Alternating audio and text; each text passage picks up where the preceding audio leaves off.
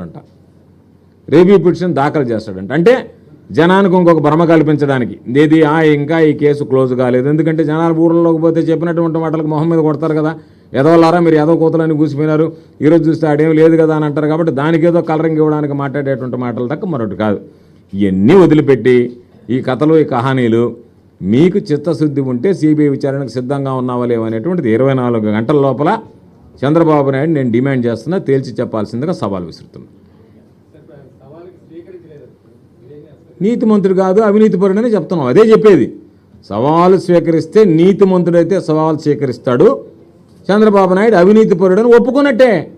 దానికి ఏముంది, సవాలు స్వీకరించకపోతే చంద్రబాబు నాయుడు అవినీతిపరుడని ఒప్పుకున్నట్టే, చంద్రబాబు ఒప్పుకున్నట్టు. మేము ఆరోపించడం కాదు, చంద్రబాబు నాయుడు అవినీతిపరుడని ఒప్పుకున్నట్లే. చంద్రబాబు నాయుడు మా సవాలు స్వీకరించకపోతే చంద్రబాబు నాయుడు అవినీతిపరుడని చంద్రబాబే ఒప్పుకున్నట్టు.